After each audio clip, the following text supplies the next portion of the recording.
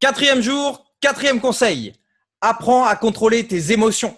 Si tu n'as pas pensé à quitter, c'est que tu n'es pas dans le business depuis assez longtemps et t'inquiète pas, ça va venir, tu vas avoir envie de quitter.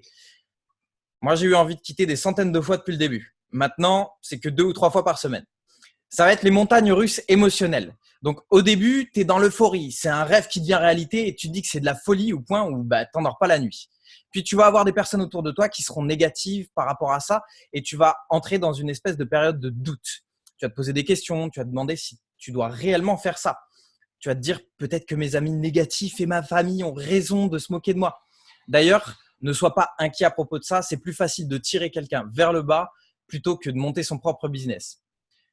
Tes amis te disent, si tu tombes trop bas, de faire attention, ce qui est normal. Et à l'inverse, quand tu essaies de te sortir d'une situation qui te convient plus, d'améliorer ta vie, quand tu vas trop haut, comme je l'ai fait en rentrant dans ce business alors que j'avais pas de sous, que j'étais au chômage sans aide et que je venais de me faire virer, ils n'ont pas oublié de me décourager.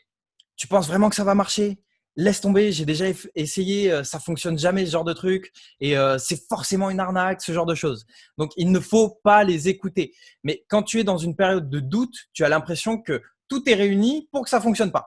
Et là, tu as un gars qui t'appelle et qui te dit OK, c'est bon, je rentre, je suis chaud, je vais faire péter le business. Du coup, ça va mieux. Mais 2, 3 semaines passent et tu n'as toujours pas de nouvelles du gars pour l'inscrire. Il a disparu de la circulation. Et puis, il y a ceux qui vont s'inscrire avec le même enthousiasme à vouloir tout péter. Et puis, en fait, ils rentrent et tu n'entends plus parler d'eux. Donc, tout ça, c'est normal. Tous les plus grands leaders sont passés par là et tu y passeras forcément aussi. Les montagnes russes émotionnelles, des hauts, des bas, des hauts, des bas. Et c'est comme ça que ça fonctionne. Quand tu passes par des challenges, souviens-toi, n'essaie pas de juste passer à travers et l'attitude et la vision de où tu veux aller et le mindset en te disant je vais grandir et évoluer avec cette difficulté. C'est le moment d'élargir mes compétences puisque je suis payé sur la taille du problème que je peux résoudre. Pour reprendre encore une fois, Jim Rohn ne souhaite pas que ce soit plus facile, souhaite être meilleur. Ce sont les montagnes russes émotionnelles. Autre chose qui va arriver, tu vas travailler dur sur ton business et quand ton virement va arriver, tu vas le regarder et tu vas te dire attends, mais tout ça pour ça? Sache que les efforts que tu mets dans ton business sont récompensés. Donc voilà comment il faut que tu le vois réellement. Je gagne de l'argent et il est simplement pas encore là.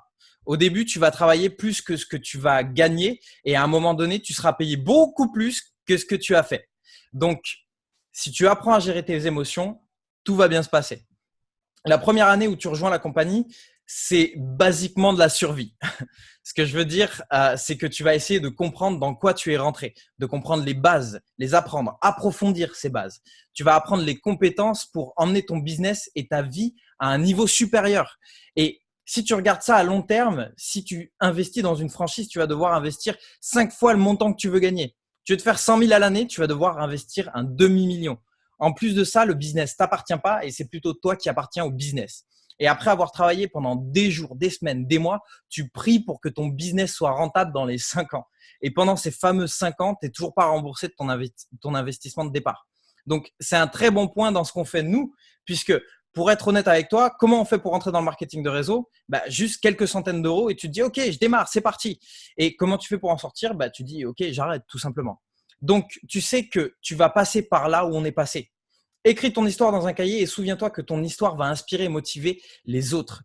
Si je t'avais dit que quand je suis rentré dans le marketing de réseau, tout le monde m'avait suivi, tout le monde adore le produit, toute mon équipe a réussi, tu ne serais pas inspiré par cette histoire. Ce qui inspire et motive les autres quand ils entendent l'histoire de Bastien Nicolaï, c'est qu'ils savent qu'ils peuvent le faire parce que je l'ai fait. Donc si je l'ai fait, tu peux le faire. Donc contrôle tes émotions, reste dans ce business et focalise sur tes objectifs et tu gagneras.